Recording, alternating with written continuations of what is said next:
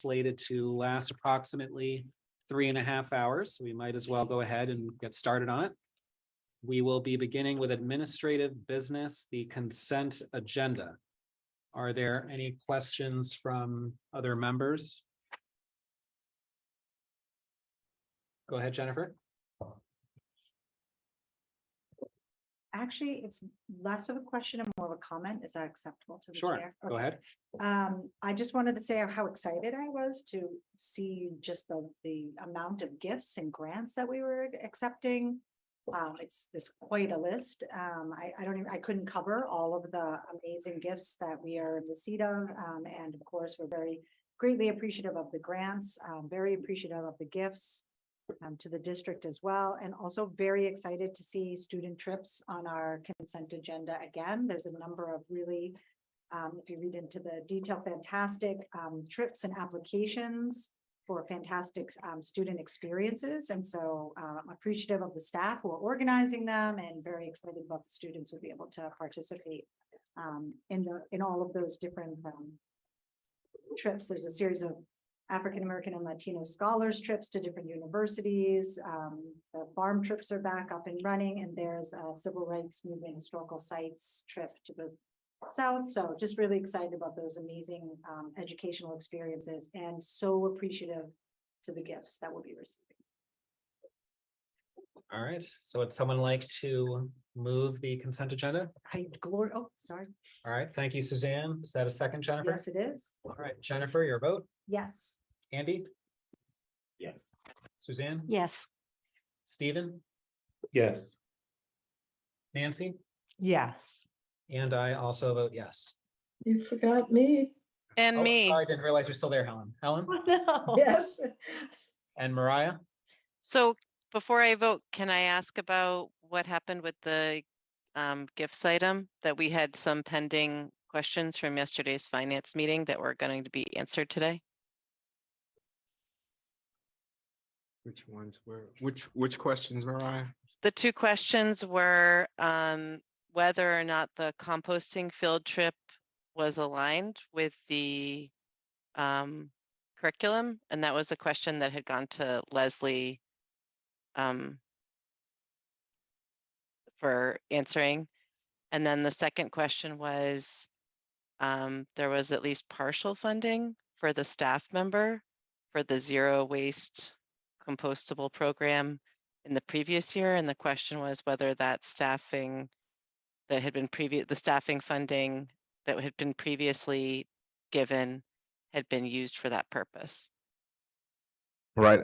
Excuse me. I didn't get an update from Matt on that particular one. Leslie, you want to come up and respond to the composting?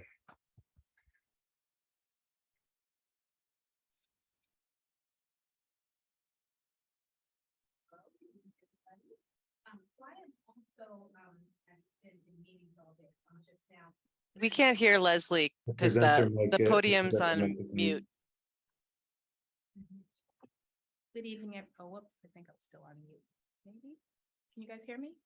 Now we can hear you a little bit. The presenter mic is still muted. Can you hear me better now? Yes. Okay, sorry about that. So I apologize. I've been in meetings all day, and so I'm just now catching up to the reply from Emily Speck, who is our K-8 science coordinator. And so my initial reading of her response, it looks like in 7th grade, there's a pretty substantial ecosystem unit where they address the health of soil and how that contributes to the just many things that it impacts in terms of food growth, et cetera. Some schools go more deeply into composting than others, but it is outlined in that ecosystem unit. Also, there's a physical science unit on matter in 4th grade, which focuses on what happens to human waste and garbage, and composting is a part of that work, and that unit is also being updated. So it will be more substantial over time, but those are the two places where it is in our curriculum at this point, science curriculum. Okay, so the field trips could fit into those two spots. Yes. Okay. And then Linus, you didn't get an answer about what happened with the money last year. That's correct. Okay. No answer on the position. Okay, so I guess I'm going to abstain on the vote then, David. Okay, And next time I'm gonna ask that if we don't get the answers to these things, that they don't come to the committee in the consent agenda. all right, Thanks. Could I add one? Go ahead. thing, Chairman? Just a note from Emily, the science coordinator. She said she would love to offer the field trip in 7th grade classes now with an option to migrate it to 4th grade once the funding becomes sustainable and the curriculum is more settled in 4th grade. all right. So we were mid-vote. Helen, did I get your vote yet? Yes, I think so. Okay, all right, so, all right, I did so vote we're yes. all yeses and Mariah's an abstention. Okay, so that leads us to the next item on our agenda, the superintendent's report. Thank you and good evening, everyone. We are going to jump right into our update for this school committee meeting. Our agenda. Have the clicker.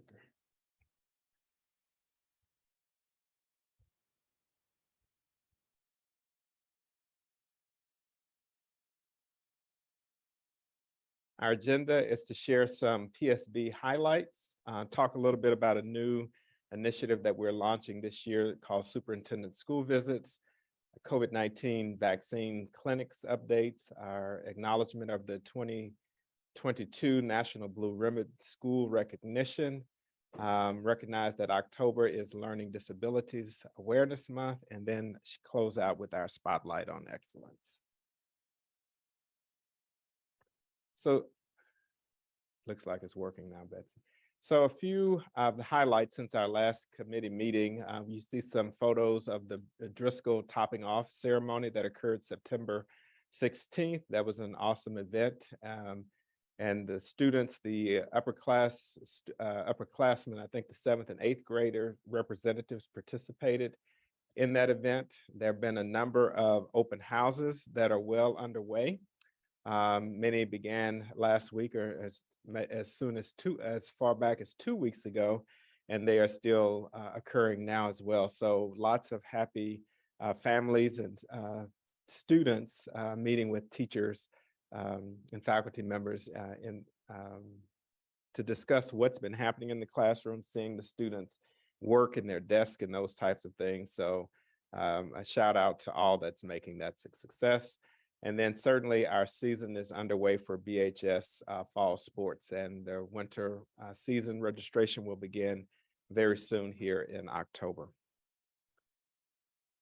We are, this school year, I'm launching what I'm calling Superintendent Days. I can't think of a more creative title than that, but essentially what that entails is I will spend an entire day in the school community from drop off to pick up.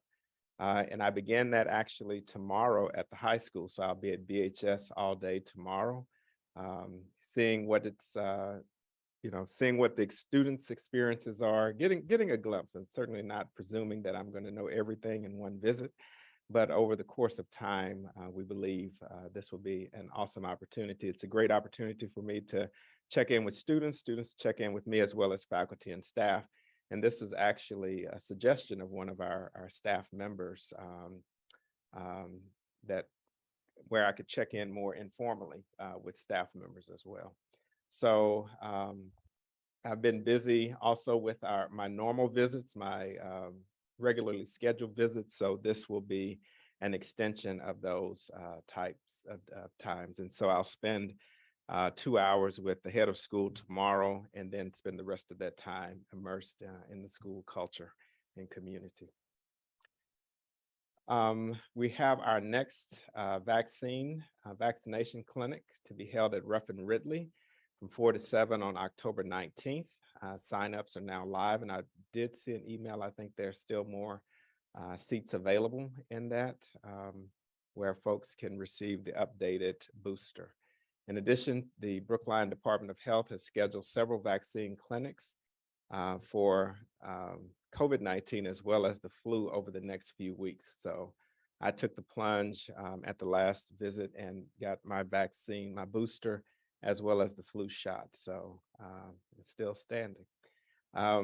So the next ones are coming up Monday, October 3rd and Monday, October 17th, as well as one at, and those two are at Town Hall. And then October 23rd, there will be a flu clinic at BHS. We have honored or continuing to honor Baker School. They were recognized by the U.S. Department of Education as a 2022 Blue Ribbon School for exemplary high performance. National Blue Ribbon schools also serve as models of effective practices for state and district educators and other schools nationwide. So we want to shout out Principal Lewis as well as the entire Baker community for their cutting edge work that they're doing out there.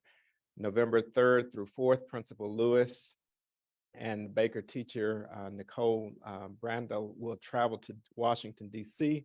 to receive the award on behalf of Baker and the district. And so again, we are excited that this recognition is being bestowed upon the public schools of Brookline at the Baker community, and we will be bringing them up as a spotlight on excellence in 2 weeks. We're excited to observe October as Learning Disabilities Month. This is a way to acknowledge and celebrate the differences as we learn and process information. So Learning Disabilities Awareness Month was established back in 1985 by Congress in order to bring greater awareness and understanding of this neurodiversity. And certainly at PSB, we work to support individuals in our inclusive classrooms, as well as collaboration by meeting students' needs alongside their peers as much as possible. And so we have also included this on our cultural awareness calendar, and the link is there for those who need it.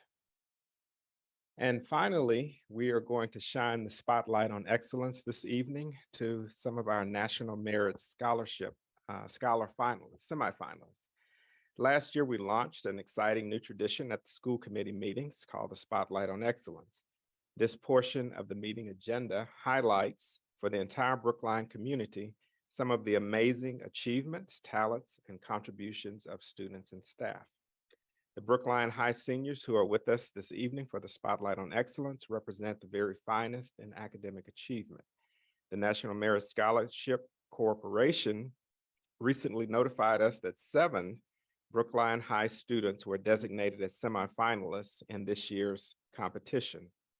The National Merit Scholarship Competition recognizes students with outstanding and exceptional scores on the preliminary SAT. Only 16,000 out of the 1.6 million students who take the qualifying exam are selected as semifinalists. So our student honorees are amongst the highest scoring entrants in all of Massachusetts. And so we want to shout them out this evening. We are pleased that 4 of our 7 awardees are able to join us this evening over Zoom so that we can personally congratulate them on this outstanding achievement.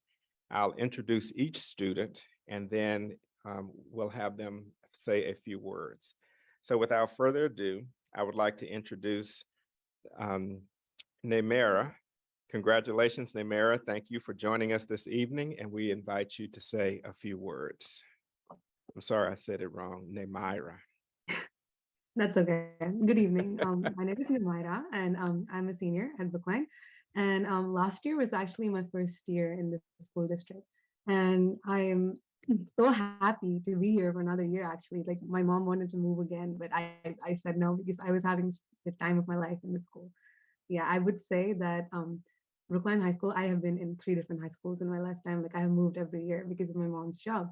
And Brookline High School has been so far the most welcoming and the most celebrating high school I've ever been in. Everyone is so amazing. All the teachers encourage us like everywhere. And it's such a good environment to be in. And I'm so glad to have such cool peers.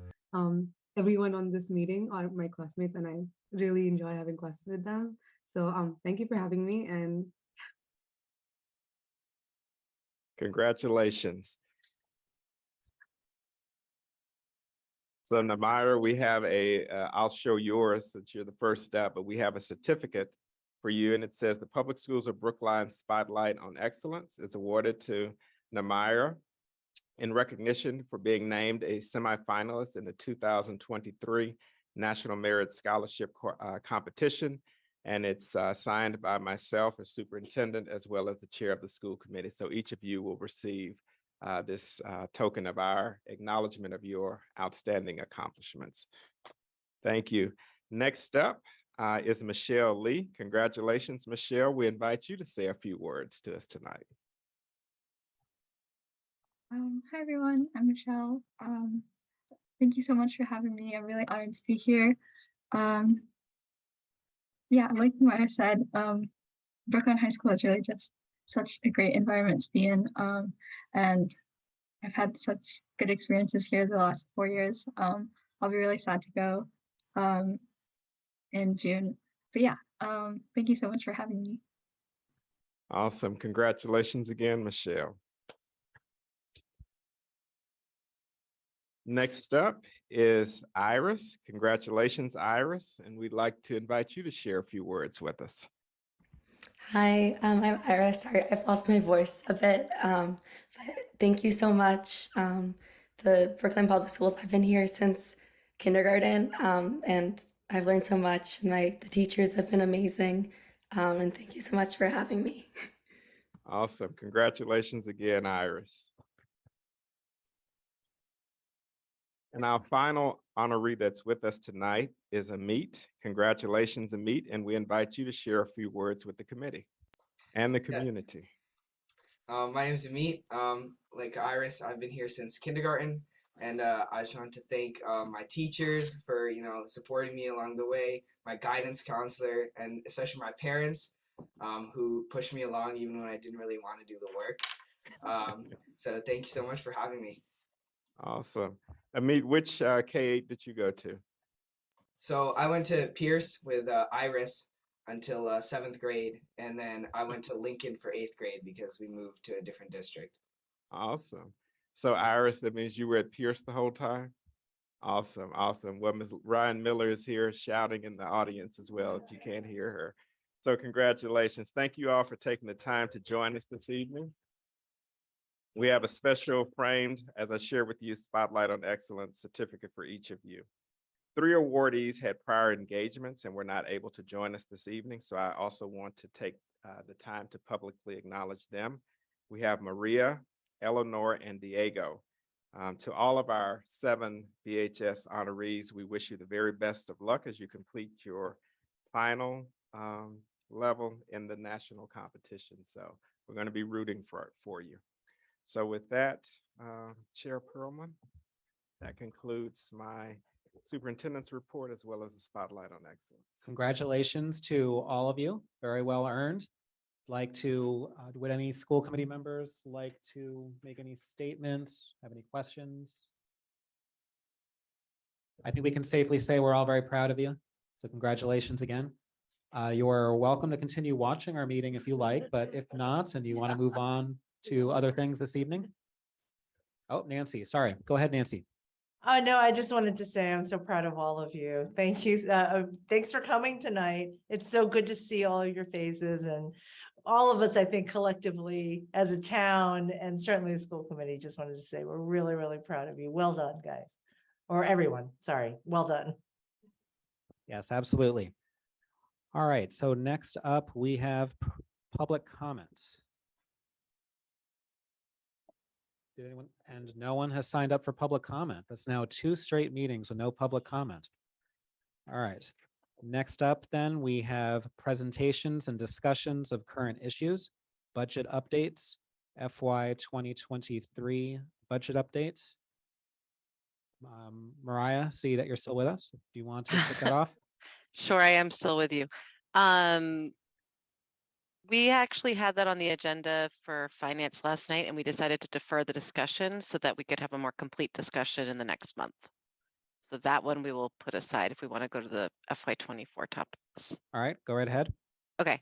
For FY24, last night at finance, we discussed both the calendar and the priorities. And I'll defer to Linus on the priorities discussion in a minute, but I'll just say that for the calendar, we followed a similar practice to what we did last year. So there's a very detailed calendar for the finance for the year, but the 4 dates that we'll vote on are the January date that is TBD as of yet for when the budget book would be made available to the school committee.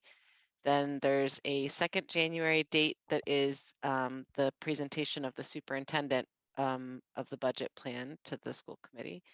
And then there's the February 2nd hearing date that would be the public hearing. And then there's the February 9th vote.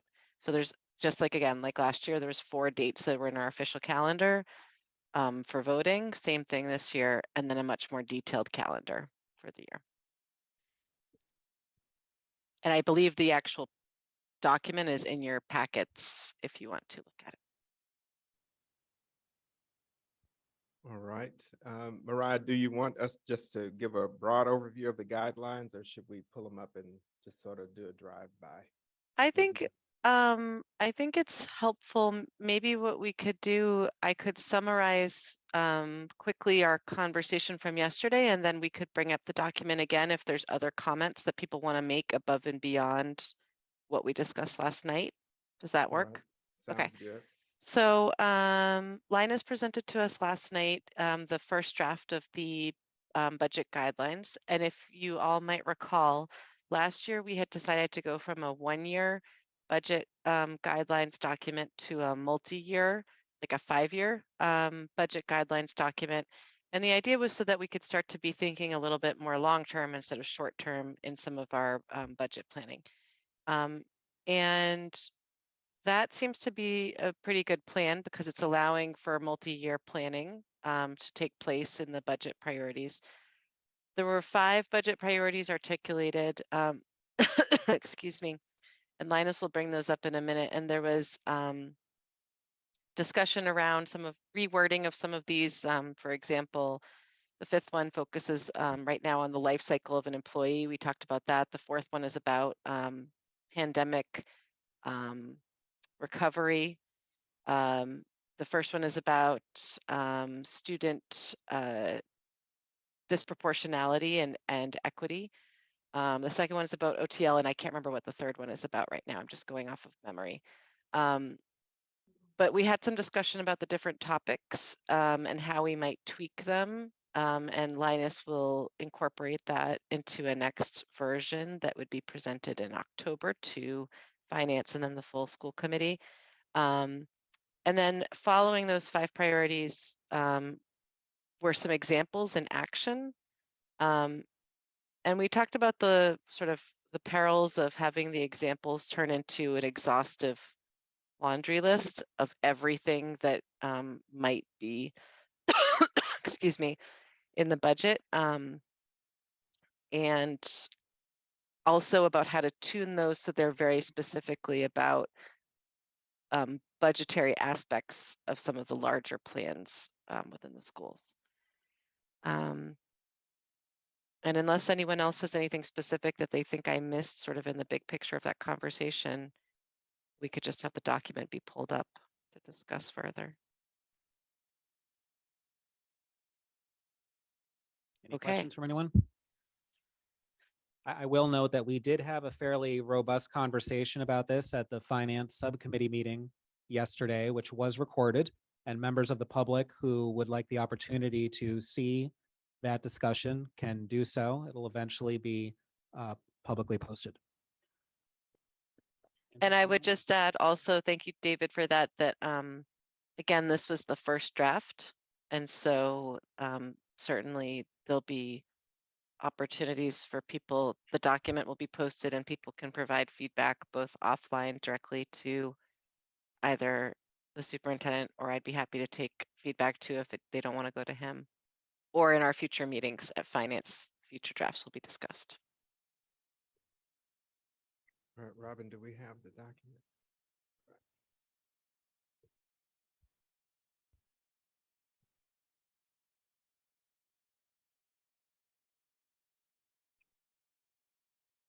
All right, so I think Mariah did a nice job of summarizing our intent here. And I think the other part that came up for discussion last night was also looking at the budget driver aspect of Oh, it as right. I well. meant to mention that, right. So go ahead, David brought Mariah. up David brought up the point that the budget driver should be in here. And actually last year we had we had a document on budget drivers. And it was an excellent point that really the drivers should be updated and embedded within this document because they're very informative as to what informs our budget development and the background contours of that. So, Robin, if you'll slide it down a little bit more. So there's some background text here. I won't take the time to read it. But again, looking in the context of our current district goals 1 through 4, every student achieving, every student invested in learning, every student prepared for change and challenge, and every educator growing professionally. We then utilize that to then say, how might we go about doing that, or what are the guidelines that we're going to use to do that? So that's reflected in our current set of guidelines. So if we can slide down a little bit more. So the guidelines, and Mariah again referenced these, that will be utilized for FY 24 through 28. And these are certainly adaptable, and we'll continue to modify them and refresh them as we go along. But guideline 1 is ensure equitable access to curriculum and services for all students, with an emphasis on providing equitable access to student populations with identified disproportionality. Number 2, build a budget to meet the needs of the district. That would also include funding for contingencies and unexpected events. Number 3, support the priorities of OTL, including curriculum, program support, and educator development. Number 4, continue to make sure resources are available to support. And this is one of the revisions we were talking about post-pandemic, that phrase, that word combination, social, emotional, and academic needs of students, and then expanding by articulating more deeply what we mean by improving the life cycle of a PSB employee. So some of the examples that are presently on the guideline are reflected here, and these will be, I think these are already uploaded or will be uploaded, so folks will be able to dig into them and review them. But what we do is try to give an example and then state which guideline we're specifically targeting with that particular example. And so I think that gives a broad overview. Some of the types of investments that we're talking about making have been certainly communicated from our community. A great example of that is how might we look at digging deeper into what after school options are available for students and those types of things. So we're going to try to accomplish that or start working towards that in this particular budget cycle. I need to say more there. Are there any questions?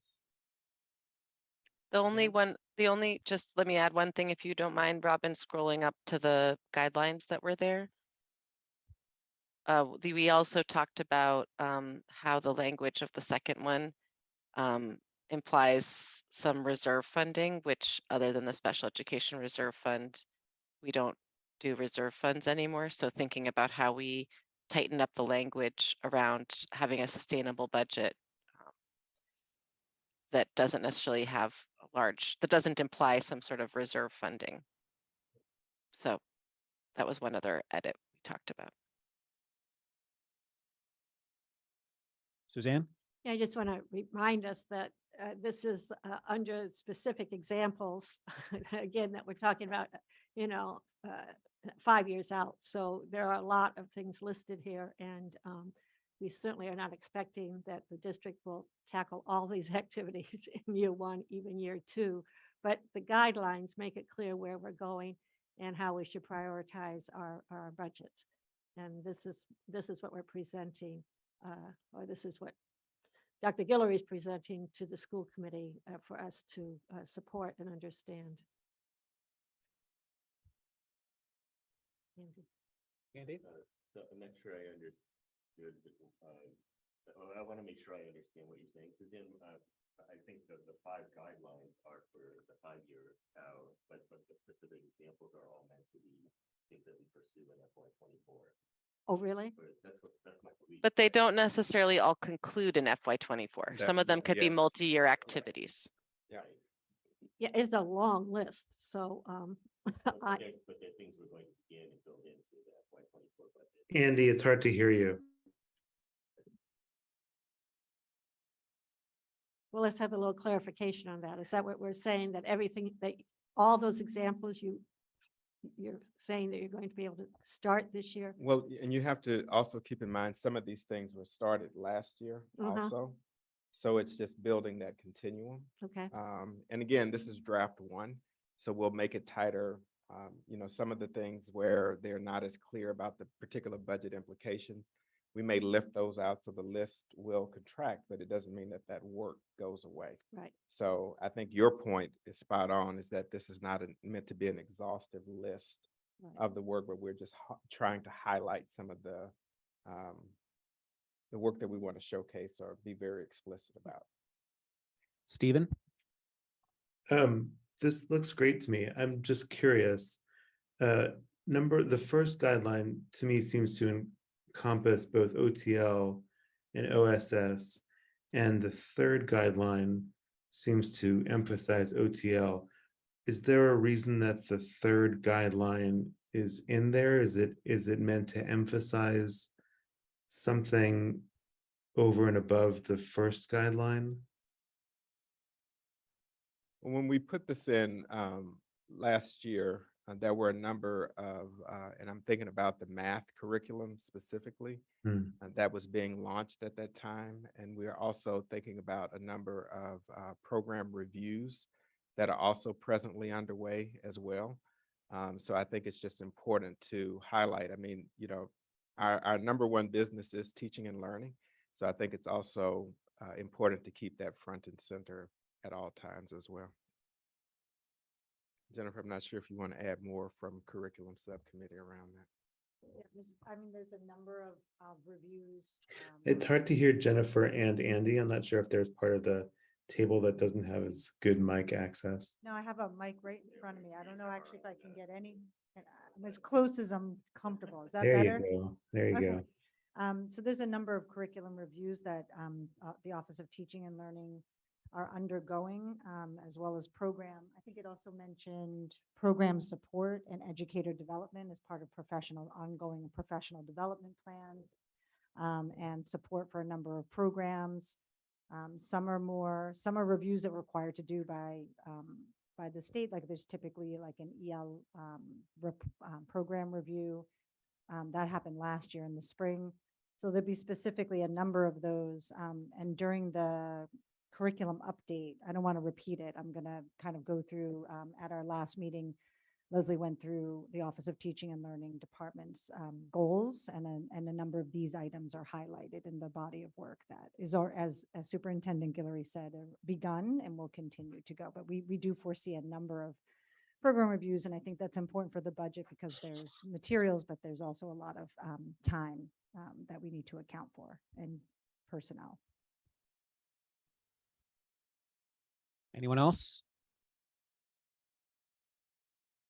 Robin, do any other school committee members have their hands raised? Okay. All right. So that concludes that agenda item. And we now move into an update on the Pierce project timeline and planning for relocation. All right. Helen, I can't see you on the screen. Are you there?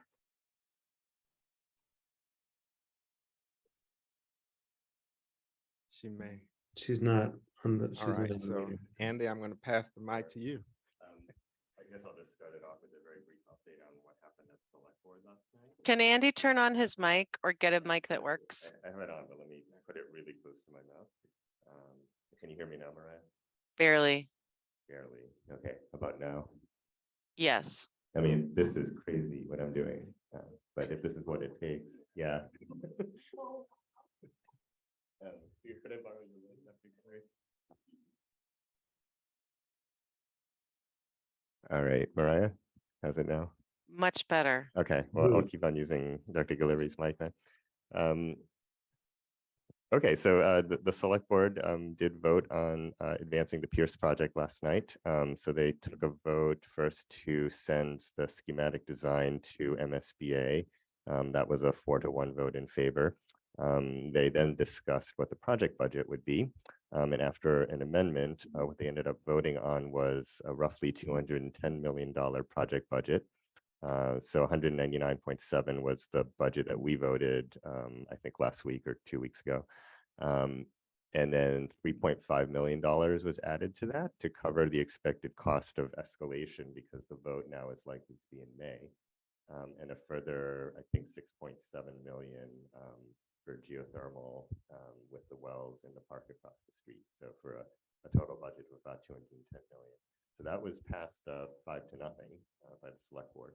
And so now the next step, I believe, is a submission by the project team to MSBA on October 27th. And in the meantime, the precise date of the townwide vote is still a bit up in the air. It will probably either be in April or in May, depending on whether MSBA is willing to grant an extension. So that's the latest from select board. Was there any discussion before the vote? There was an extended discussion before the vote, yes.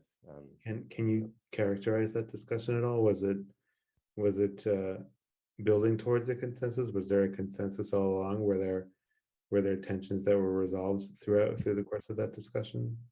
I did not see any tensions being resolved. I don't think that anybody on the select board had their mind changed by the discussion. They heard essentially the same presentation that we heard at school committee, except that there was an additional slide with the budget options, right? So there was our base budget of 199.7, and then the add-ons that were considered included the 3.5 million for escalation, 6.7 for geothermal, and 2.7 to have us own the solar panels rather than a power purchase agreement. So that last bit was not part of the final budget that the select board voted. There was one member who just was not in favor of moving ahead with the project at all and wanted us to have considered other alternatives. But apart from the one member, the other four, for various reasons, were strongly in favor of moving forward. And yet it was unanimous at the end. Yeah, I mean, I don't actually know exactly what to make of the vote because yes, the vote to send the schematic design to MSBA, which I think is a proxy for do you support moving forward with the project, was 4-1. However, the subsequent vote on the budget was 5-0. So you'll have to ask that member what they were thinking. Okay, thank you, Andy. Stephen, the recording is on the big website and it's easy to find. I forget how far in it is. It's maybe an hour and a half in is the discussion on Pierce. The discussion started at approximately 7:05 or so. Jennifer? I just wanted to ask a clarifying question. You mentioned a PPA and they decided to stay with the PPA instead of purchasing the panels outright. Is that Currently, correct? that's what it is. In addition to the presentation by the project team, there was also a short presentation by Jesse Gray and Scott Englander, where they laid out the possibility of having, I don't remember what term exactly they used, but kind of an add-on package that would bring the project to net zero, which would require, well, first of all, for us to own the solar panels, also to have more solar panels that would be not on the Pierce roof because there simply isn't room to have enough solar panels to get to net zero. Okay. It would also involve owning some batteries and were there any other components of the net zero package, David, that you remember? There was some discussion about possible government reimbursements to help save the taxpayer some additional money. So, according to that presentation, it might the addition of the geothermal piece might actually prove to be a net win, even at the level of capital costs. But there wasn't a detailed discussion of how that would work. So yeah, there were further kind of sustainability pieces that were brought up, but I think the select board would need to act separately on those. Okay. And you said 3.5 for escalation? Yes. So that got added into the base budget to account for the likely delay of the townwide vote until May. So our, 3.5 million, okay. our number that we voted on was 199 and the select board has approved approximately 210. Okay. All right, so that brings us to overview of 2022-2023 superintendent district goals and priorities and an update on the strategic planning process. So each of you, I believe, has the goals. I think we discussed these. You don't have them? Goals. Is there? It's not in the folder. It's not. No, this, no. Are those there? We have to pass them out. Please fill out. It's 2 pages, Rob. I do this a lot. Professional paper. I'm No, we good. don't need one, though. I'm good. We have lots. So these, I don't think these are drastically different from what I shared with you all in July. But what I have noted is similarly to the district, the budget guidelines, I decided to look at these over a 2-year span rather than just saying 1 year, recognizing the continuation. So the 2-year goals that I've articulated, and these will be uploaded later this evening or tomorrow, is goal 1, supervision and evaluation. And we recognize that active and ongoing feedback is a leading indicator in high-performing organizations. So PSB will continue to prioritize supervision, evaluation, and ongoing feedback as a means of continuous improvement. And so there I list the key actions by which I need to act upon to set up my direct reports in the system, as well as some benchmarks. Then goal 2 is the PSB multi-year educational strategic plan. And so as I shared with you at the last committee meeting, I thought I was going to be communicating something very differently, in that we would not be able to pick this up this year with the consultant that we had identified using the state planning for success model. But I have been in talks with a replacement consultant that's very familiar with the planning for success model, Dr. Ruth Gilbert Whitner. She and I actually had a conversation earlier today to start talking about timeline. And so we're looking at essentially taking the work that was started with the school committee, the envisioning session this summer, as well as the envisioning session and SWOT analysis that was done with the district leadership team, and planning to re-engage that process in the spring. So she's going to be communicating back with me a timeline about that, but it still includes the components that we initially discussed, the community planning team, as well as various members of that body to engage in that. And remember, a strategic plan is essentially what we are committing ourselves to focusing on for a period of time. And that's where everyone in the organization knows these are the goals that we're working toward.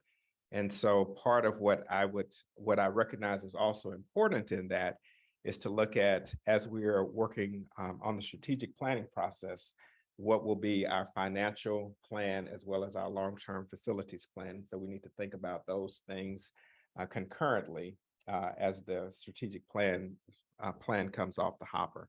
So there are key dates there that I've adjusted since our first meeting. And then our goal 3, again, focusing on fiscal stewardship. The public schools of Brookline is committed to financial health and well-being. We will extend upon the improvements made during the 21-22 school year and examine processes at a deeper level. So focusing on systems integration will be a critical lever upon which we focus this year. Goal 4, again, is year 2 of this new superintendent induction program, continuing my participation in that process. And then goal 5 is one that I've added as we've experienced some shifts in the organization. We now have an opening for Deputy Superintendent of Administration and Finance. And that's also an opportunity for me to take a deeper look at that particular wing of the organization to see if there are any operational efficiencies that can be generated. Do we have the right structure? is it working in the way that we're intended? So I really want to do a deep dive into that work this year, as well as our Office of Strategy and Performance. So those are the 5 big goals that I've identified to work on this school year. So supervision and evaluation, the launching of the development of an educational strategic plan, fiscal stewardship, again, to be good stewards of the community's resources there, the new superintendent induction program, and department reorganization. And that's both admin and finance, as well as looking at the Office of Strategy and Performance.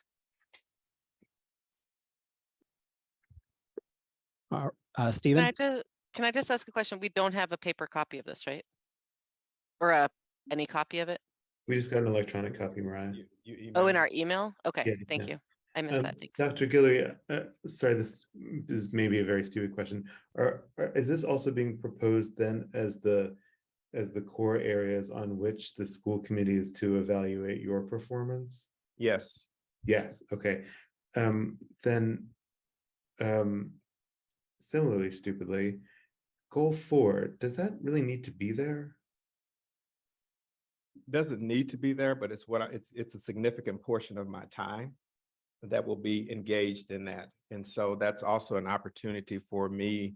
That's professional development on my part that then I also engage with the senior team with. So it is a significant time commitment. Okay, I guess it just, I mean, I think all of us would agree that we would fully support your commitment to the program, but doesn't seem like an area on which we would evaluate you other than to check your participation. But I may be in disagreement with others on that. But it's also one of those that's more of a professional practice type goal Okay. in that regard. So, and then one more question then. So given the delay to the multi-year educational strategic plan, can you go through the key actions? So this is now a 2-year. So we would be, so for this year, we would evaluate just you having launched and held a retreat.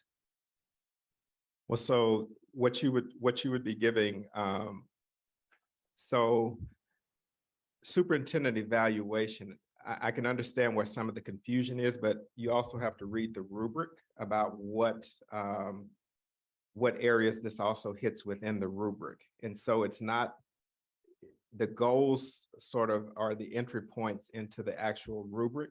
And so a big part of a multi-year educational plan is also the community involvement in those aspects that go along with that.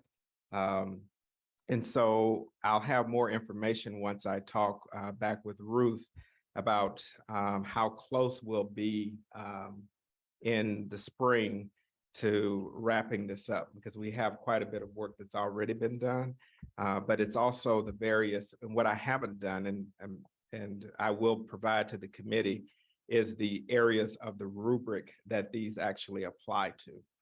I think that's would be the connector for you here. I see. Okay, thank you, Dr. Guillory. Jennifer? Actually, I think I was just going to say, I was going to ask before you said that goal 4 would be more in the professional practice. What you would need we all need a professional practice and then like a student achievement goal. And so would the student achievement be part of like goals 1 and 2? Exactly. Okay. And then my other question was actually going to be, is there like, do you have some to mesh sort of the rubric and these goals? Do you want to will you at some time highlight for us the areas that they'll be connecting to, so we can, and I think if we can connect this paper here with those earlier, then when we go to collect the evidence where we might gather some of this as evidence, it'll be clearer for folks in the springtime when we do that, to have that connection. If you have any. I started the process and then I deleted Ah. because what I ended up doing was, if you all remember back to the training you did with Glenn Kuchar, he said it was very important not to try to do all of it. Right. And so as I was going through, you know, it's four standards. About 20 or so indicators and then about 40 elements. And so I was putting too much in the kitchen sink. So I deleted it. I said, I'll take a look at it when I'm fresher. Cool. Excellent. Thank you. Mariah, then Andy, go ahead. Thanks. I think I might be re-asking Jen's question, but I'm gonna ask it anyway. Maybe in a different way so I understand it. Last year, I remember one of the things that you scored very highly on from the committee was your emphasis on communication. But as you're in the actual evaluation form, but I don't see any emphasis on communication here. Am I missing it or is it not here? Is it not a Mariah, focus? under goal 2, top of Uh-huh. page 2, number 2, says community updates, communications. So Goal there's 2, key actions number 2, or benchmarks number 2, but that's Right. specifically about the strategic plan. That's not general communications. So again, I could give you all a ream of paper that says everything I do every day kind of thing. But what Yeah. I did for you last year was I built examples. So once I picked, to Jennifer's point, once I picked the standards and the indicators and the elements, then I populated that examples of those types of things over the course of the year. And so again, the goals become the big ideas, but there's a lot that's outside of the goals that I also share evidence with you with as well. So not calling communication out as a specific goal. I don't think I did that last year either, but I picked that as one of the elements of the rubric because we're doing so much of that.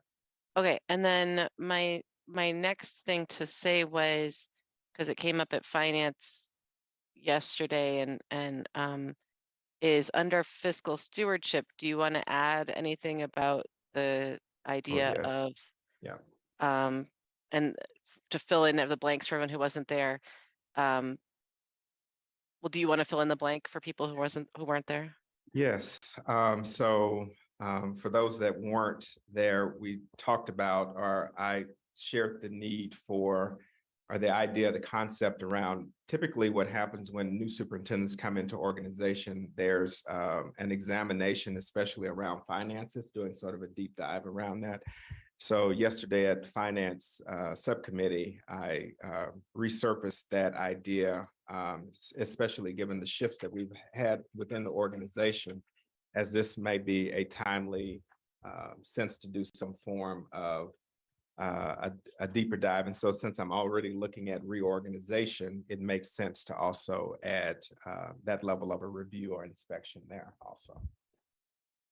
So yeah, I thought it would be valuable for you to add it. Sounds like you think so too. All right, Andy. Yeah, thanks, David. If I could go back for a second to, I think, Jennifer, you asked about a student achievement goal. If I remember right, when we did the evaluation last year, there wasn't actually a goal that fell squarely under student achievement. And this year, you're saying that goal 1, supervision and evaluation, and goal 2, the strategic plan, kind of count in that category. I would think that a student achievement goal maybe ought to make more direct reference to students or be based on some kind of observation or measurement that is actually of students directly. And you know, it might be too early to do that. I'm wondering whether this is because it's still only your second year as a superintendent, or whether you think that these really are student achievement goals in the full sense. So when you think about, again, the work of the superintendent, if I were in a classroom, I'm closest to the student. So where are my spheres of influence? So my spheres of influence are with the adults that are working with the students.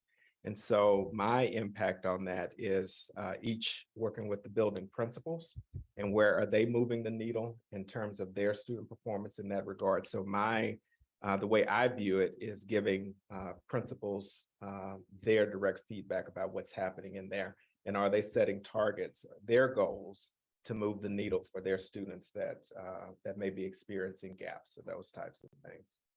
Okay, so it's that you have these kind of student achievement goals in mind as you're doing your evaluations Oh, of the people that absolutely. you evaluate. Yeah, so even if I'll use Ms. Yadoff if you're watching. I'll use her as an example. I visited with her, I think the day before yesterday, and certainly with the announcement of the MCAS results and those types of things. So, but last year we had the conversation around who are the students you're most concerned about, and how then are we making sure that they're getting the supports that they need so that they can demonstrate the growth that we need them to make in order to demonstrate some form of proficiency there. So that's one form of student achievement. But then when we're looking at, their well-being, students that may be struggling in some other areas, also giving direct feedback and coaching more so for principals in those areas. Thank you. Andy, is part of your question about measurable metrics for student achievement? That was part of it. I wasn't necessarily saying that has to be part of this, but I just wanted a deeper sense of what Dr. Guillory considers to be a student achievement goal. Okay. Suzanne? So I think thinking about the rubric that we have for evaluation throughout the year is probably helpful rather than just waiting until May or June, because questions are coming up already and I've kind of forgotten. It's so dense, that document, your evaluation form, that you could just revisit it over and over and see more and more into it. So I do recommend that we all kind of do that. I just think that makes sense to do that. But I do think that it's a little tricky to have the goals here, and then we just went through the guidelines, for our budget, and then we had all those activities underneath that, and how do you mesh all that? So how do your goals reflect what we came up with guidelines around budgeting, and then all those activities, and where is I just feel like there are pieces everywhere and I'm trying really hard to stay focused for you so that we can be supportive, and so it's just something to think about. How are those guidelines for our budget tied to your goals? And so I think that comes up to, Andy's question about what, we did say, we didn't talk about student achievement, where we talked about equity for all students and learning. And we talked about curriculum and our children with learning needs, where is that then reflected in your goals? So I just, it's just trying to get my head around all of those things. Well, again, you have to remember, I have a team of people. Mm-hmm. And so they are also engaged in this work. And so that's what you saw in the evidence that I submitted. It's not just what Linus, if you look through the porthole only at Linus, then we're going to have to really narrow what we're going to do here. But when I have access to my team and the work that they're doing, that also supports many of those areas as well. Yeah. So you see that in that sense. And so that's why much of the work that you see at curriculum, or much of the work that happens in OSS, that information also gets reported up as well, because I'm giving those folks feedback and coaching on that work as well. Yeah. So your evaluation here is much broader in that. I mean, I want you to get credit for all the work you're doing. I guess that's what I'm saying. And I feel like this doesn't give you, in some ways, it doesn't give you enough credit. You are doing far more. Take the lens off of me. Yeah, you're doing far more than what you have here. Yeah. And I just, I want people to be aware of that and realize that that's part of the whole picture.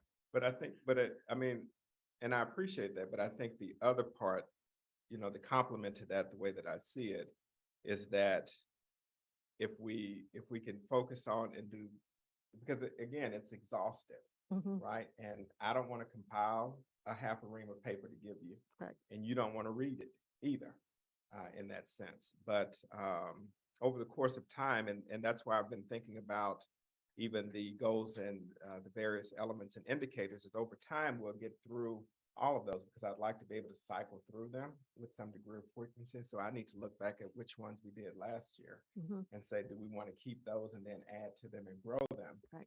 But getting to a point where you're trying to give feedback on 40 indicators, It's too that's much. not going to be helpful Yeah, to it's me. too much. Yeah. And it's real time. It's in the moment that where it makes the most sense. So I did the same thing as a teacher.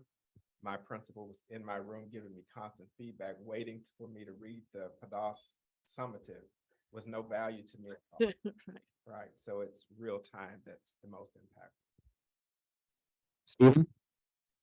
I just want to make sure I am clear on next steps. So is the next step then, Dr. Guillory, that you're going to propose indicators within the rubric that we use to evaluate you on the goals that you've proposed today? Correct. Okay.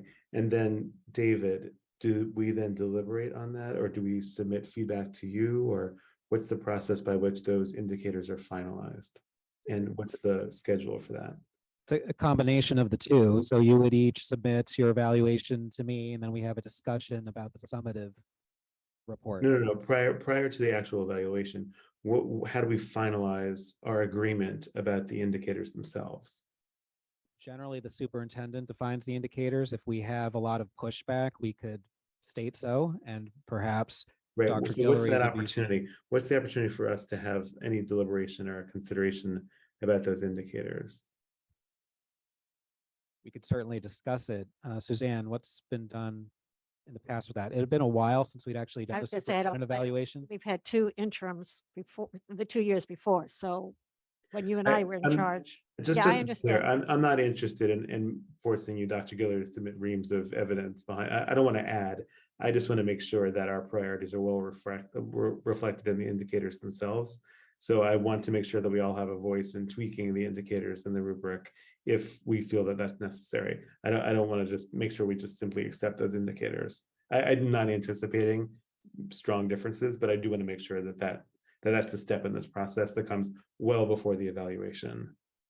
I think it would certainly be fine for us to have further discussion to reflect on the indicators that are presented to us and perhaps gain a macro level understanding of why it's those indicators, and we can provide feedback as we would with any other presentation. So that's something we could docket at some point.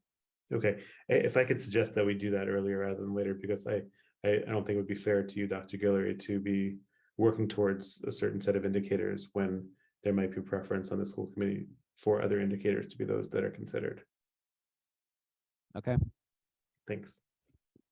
All right, to go to a point that we were discussing a little while ago. So there seem to be a lot of questions about where certain elements fall into these goals. And I hear what you're saying, Dr. Guillory, that you don't want to be in the position of having to produce a ton of evidence, and that's not something I'd want to see either. But to Suzanne's point, it's helpful to be able to give you full credit and gain a better appreciation for what each of these goals mean, if maybe there's a little bit more, like examples. So I think that the budget guidelines might be a good example of that, where there was a list. It's not an all-encompassing list, but it provides some clear illustrative examples so that committee members and the public can have a better understanding. So I wouldn't suggest a full binder, but maybe another half page and just having a few examples. You mean, Mike? so I'm confused by that. Are you asking for clarity of what some of these mean, or? Go ahead, Jennifer. Are you saying, David, are you saying that perhaps an alignment of the goals and like the items that were in the budget development sort of like are a little bit aligned, or that things from the budget development list were somehow maybe incorporated as examples within the goals? I think a little more integration would be helpful, but beyond that, this is very macro level. And some of us, based on the questions we had, it appeared that we didn't fully understand what each goal means on a practical level. So to the extent that examples or an additional sentence or two explain the meaning or the purpose behind each goal, that could be helpful both for committee members as well as for the public. to give a specific example, there are questions about goal 4, the new superintendent induction program. And Dr. Guillory's explanation there was very helpful, that it's more about his professional development and the team. And we didn't quite understand that. So having a little more explanation around what each goal means. That's helpful. Okay. I can do that. And in fact, that goal is one of the main criteria in the evaluation form matrix that they have. So it is an important goal. It's not called new superintendent, it's called professional development, I believe. Yeah. But this is what your professional development is. Okay. And also, you could take credit for the serving on the executive board for the tri-county, whatever. I mean, that's the kind, that's what. I try to fly under. Oh, the the under, radar. we won't talk about it. Could I? Mariah, I'll go to Mariah and then back to you, Jennifer. Mariah? David, to what extent, like when you were asking for more details, like is that some of those things more of the key actions and benchmarks, as opposed to trying to like marry it to the examples in the budget guidelines, which are probably you would see some stuff overlapping.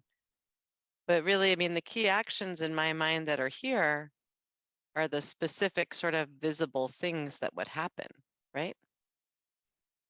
Yes, I'm looking more from the perspective of the specific example I gave, just to make sure that we understand what each goal means and its broader and its context in terms of the practical measurables that are within each goal. Okay. So that we have a better understanding. Got it. I just wanted to second the idea of doing and not at the end of the school year, sort of mid-cycle, like maybe like check-in or update, so that we're not trying to amass for ourselves evidence all at the end there. I think it was sort of like a big lift at the end, and I'm just wondering if there's like a way to sort of schedule in a checkpoint so that we can collect and sort of like reflect, or do you know what I mean? Sort of like keep ourselves to a point where we're gathering some of that and doing some of that at work. And maybe those things change over time, right? That it's an iterative kind of like, it's not a static process, but like to just sort of take some time and reflect on where we are with the goals at some point prior to June. Yes, I agree. We should definitely do that this year. I mean, there should be a mid-year review kind of, on the goals, how are we doing, adjustments, right? There'll be some things we, just to check in. Yeah, no, check in. So Dr. Guillory, you did a great job last May of giving us tons of evidence. So I'm sure that you'll keep that running record again this year, but that was very helpful for us for the evaluation. The weekly superintendent updates that go out, and do all the school committee members, I think Betsy or Robin sends them out to everyone. I get them as a parent, so I get them twice. And so I'm pretty sure everybody gets them, right? On the committee that come out, are very helpful because it's a real nice snapshot of what's happening and just not only in the week, and it does talk about visits and there's photos and it's really nice, but it also shares a lot of information with the community and the parents about upcoming initiatives and reviews and things like that. So I found that also a good place for evidence for ourselves. So. Any other questions, comments?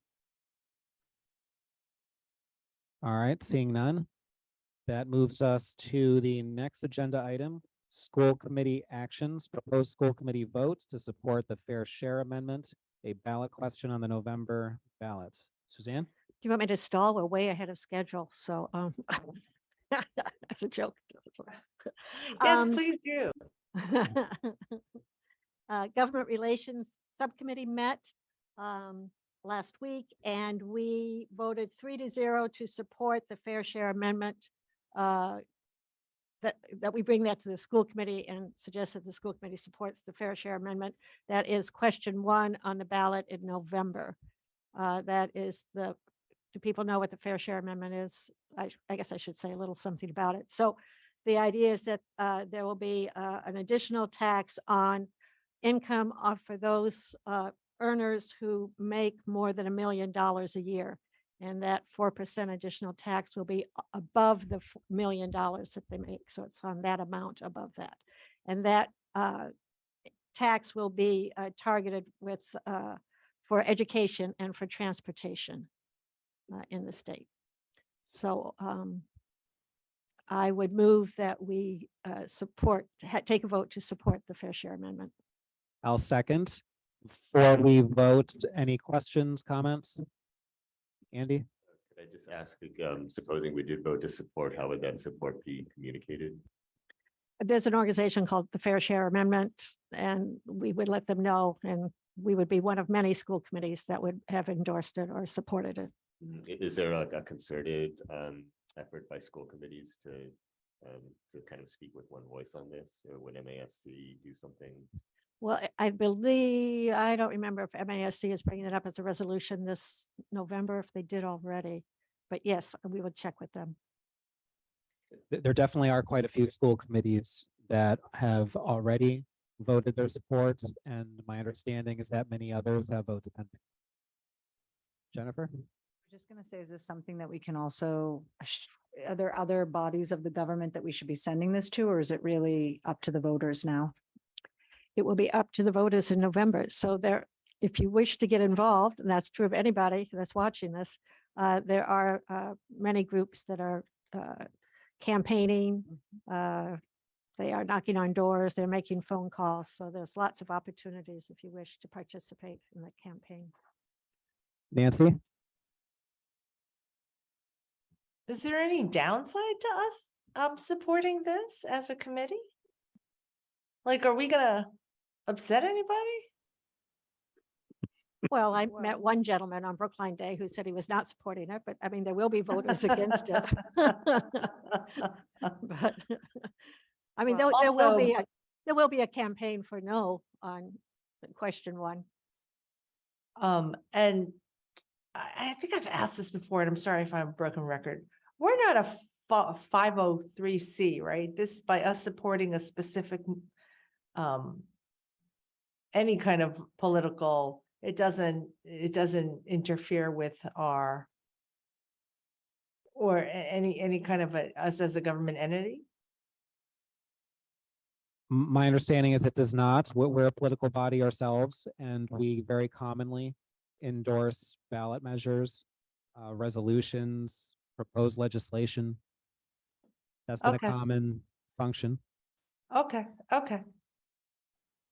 Any other questions, comments?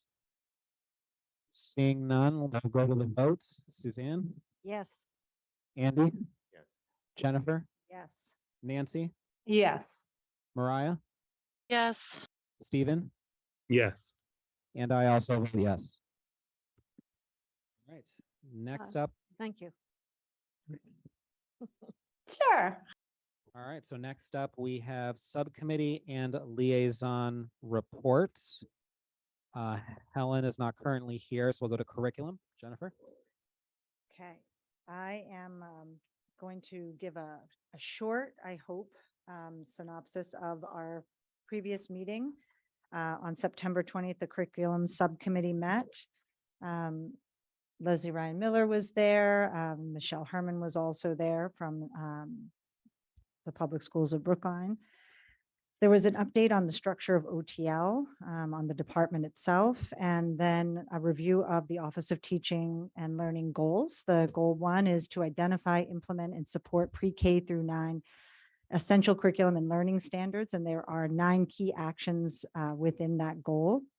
I am not going to read all of the items out because they are incomplete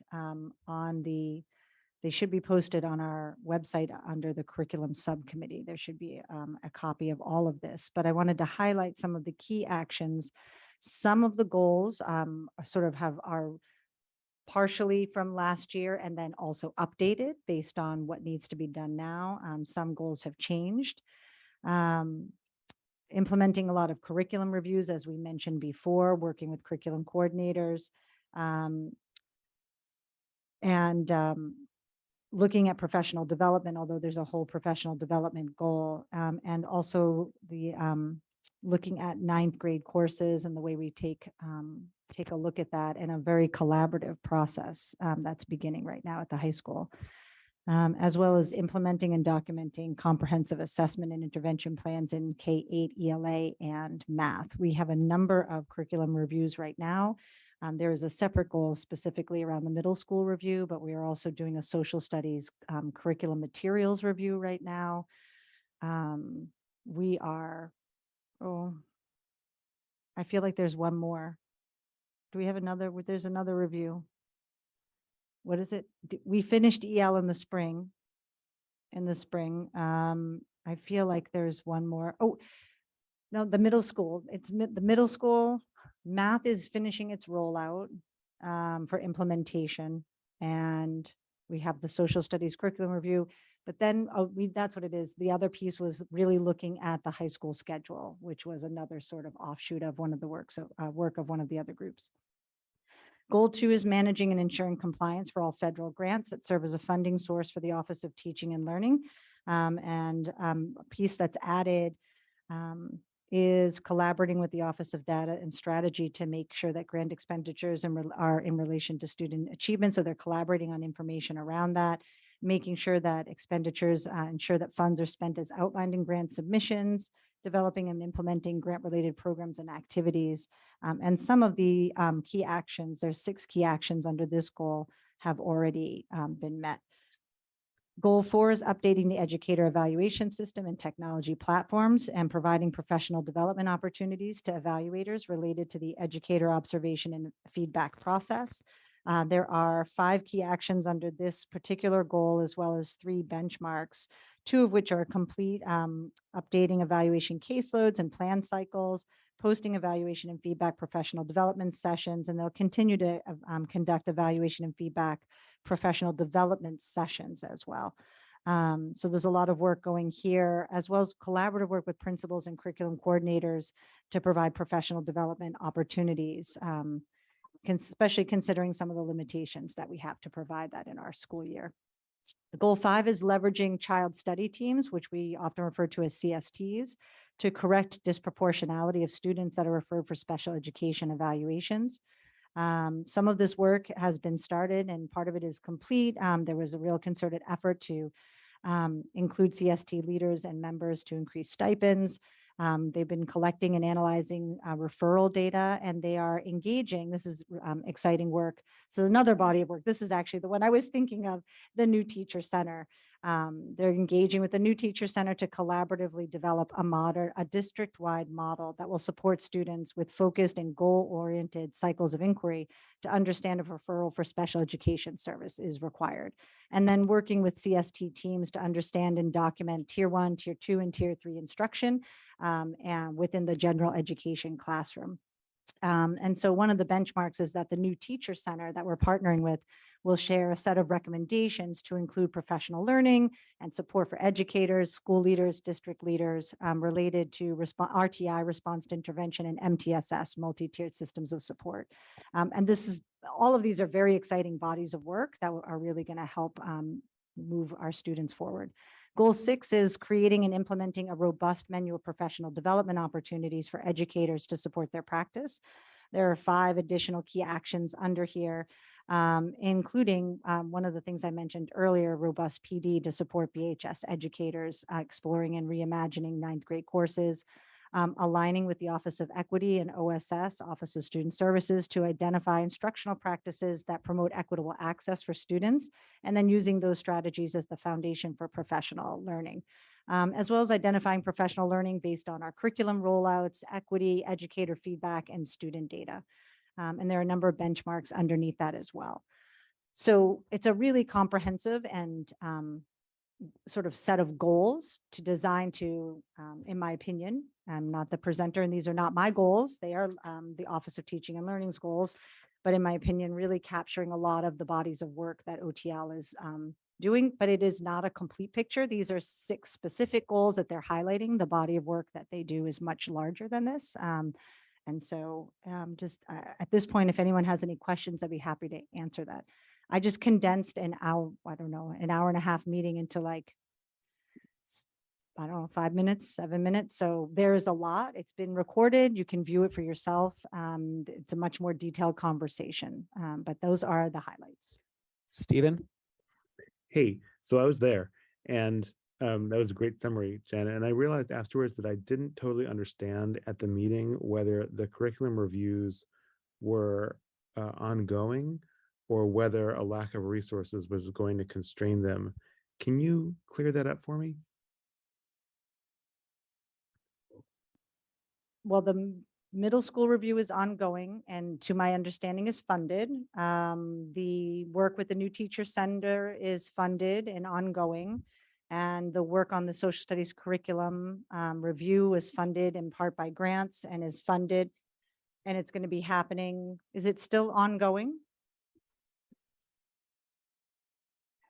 Materials review is happening now. Yep. Yep.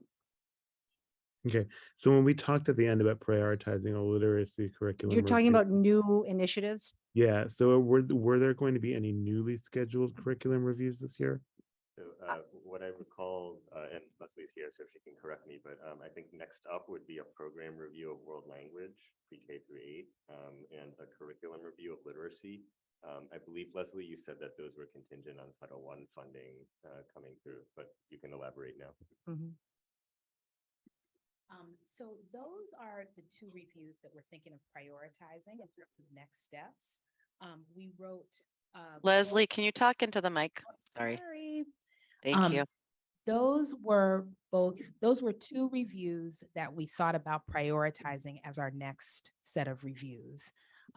One issue I just want to be real about is around capacity, both our capacity as an office and around funding. And so in terms of world language, there are a lot of questions just about the program itself and ways to make that program as efficient and effective as possible, as well as thinking about just overall time on learning and how world language fits into that. So that would be a program review. And we wrote that into our Title I application. And so we'll see if that gets approved. And so the funding would come from Title I. Literacy is something else that we're also interested in looking at.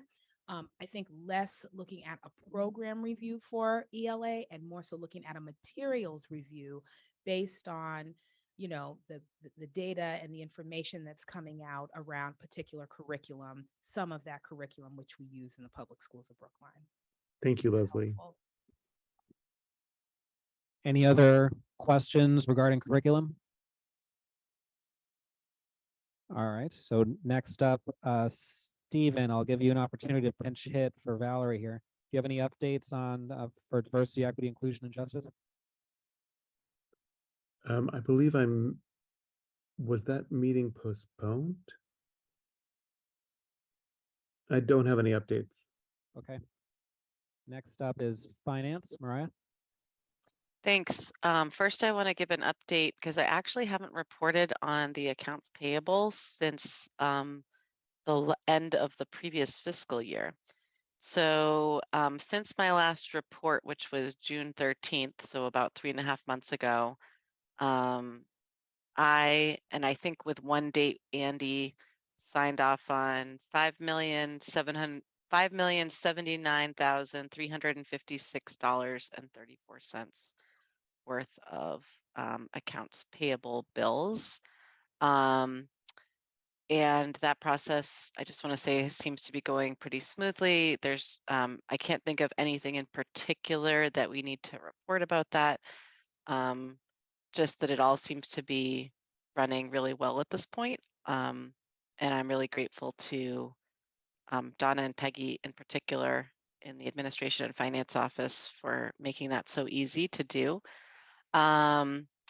And then on the finance side, we had our meeting yesterday and most of what we've talked about has already been discussed. The one thing that we alluded to a little bit at the beginning, but I just want to talk a little bit more about, was we had a pretty extended conversation about the acceptance of grants and gifts and tightening practices around that, not to make it more difficult for people to apply for or for PSB to accept these monies, because we certainly are eager to leverage the resources that we have with these additional funds, and we're grateful for them.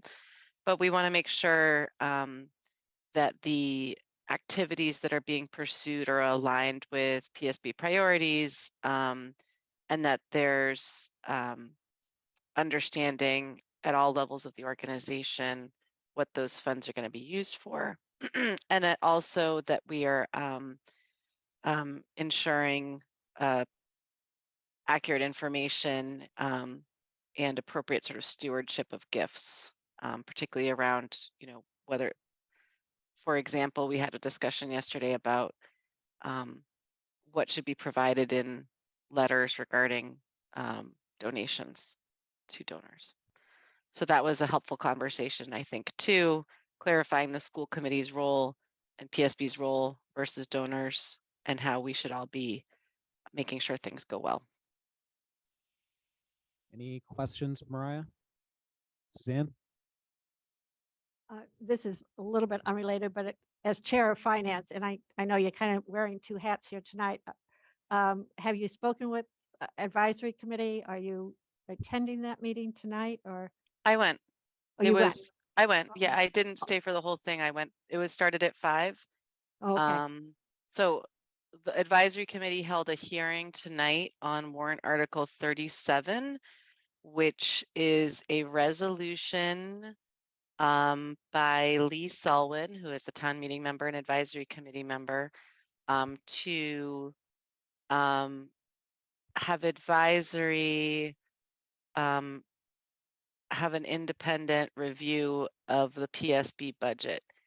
And I think that a lot of the goals of Lee's warrant article resolution are similar to all of our goals, which is to have an efficient, effective PSB and to use and steward our financial resources effectively. You saw those exact same words in goal 3, was it, Linus, of your own goals a couple of minutes ago. And to exactly that point, we discussed yesterday at finance the idea of bringing in an efficiencies consultant or having a management review to inform Linus in particular, but also the school committee and the community about ways that we could be considering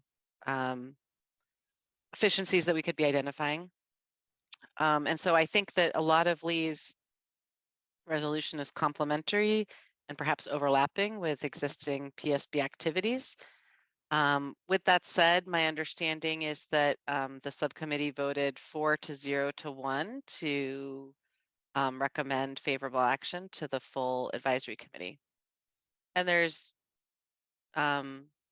there is no, within the resolution, there is a request to find funding. There is not an expectation that that the funding for the consultant that would, if there is a consultant, if this passes town meeting, there is not an expectation that the consultant would be funded out of PSB dollars. There's a request to identify funds. Nonetheless, as we think about being efficient in funds, having 2 separate processes, both with the same goal, doesn't seem to be very efficient. So we'll see where things go, but that's the report from that subcommittee hearing that I was at earlier. Does that help, Suzanne? Yes, it does. Thanks a lot, Okay. Mariah. Thanks. All right, that's a good segue into a discussion of other warrant articles. So the policy subcommittee met earlier this afternoon, and we voted to recommend that several warrant articles be considered for statements by the school committee and for scheduling of public hearings.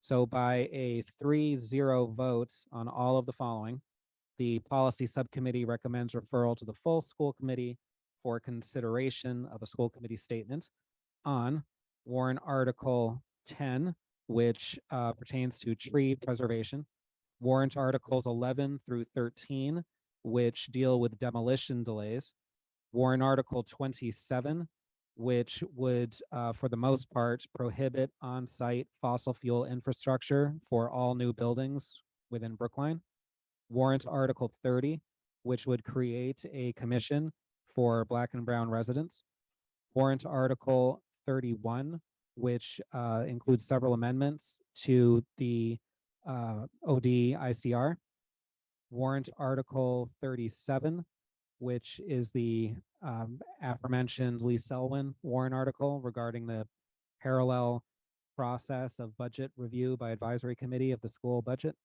warrant article 38, which would establish May as Asian American Pacific Islander Month and would ask that the schools also observe it. Then switching over to the special town meeting side, warrant Article 2, which is the Pierce Project. Are there any other warrant articles that other school committee members believe could be relevant to the schools that we may want to take a position on?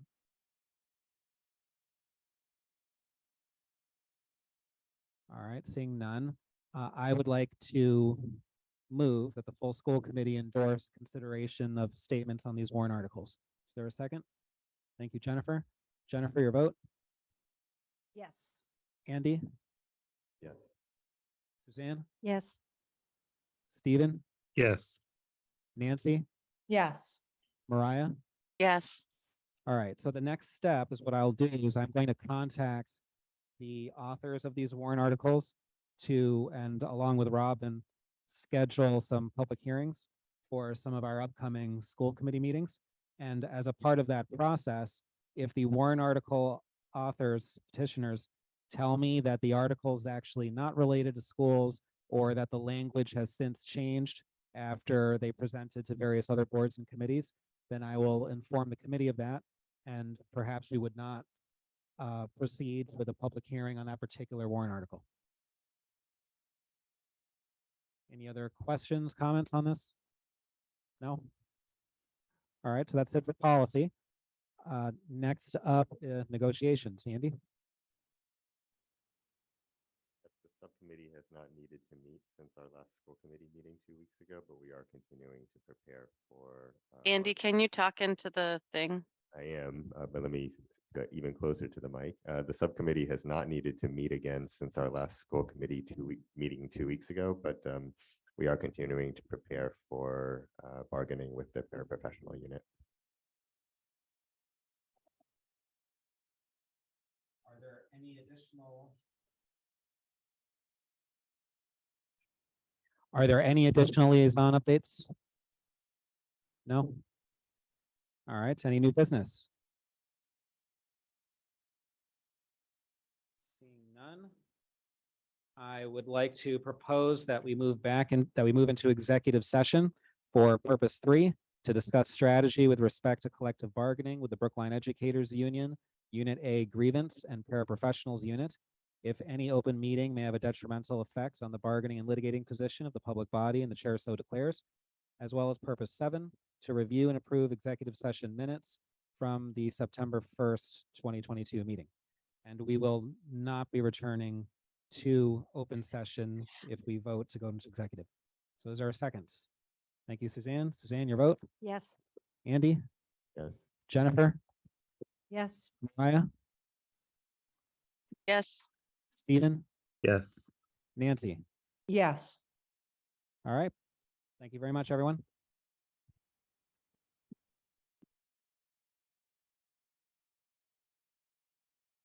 Do we have another link?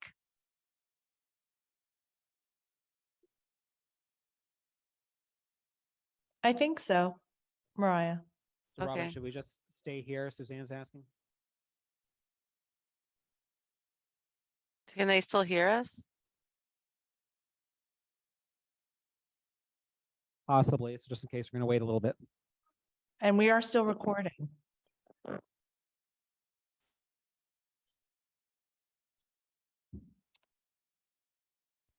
Recording stopped.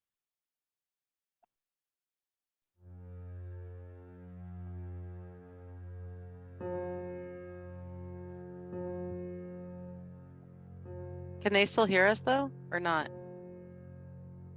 Robin?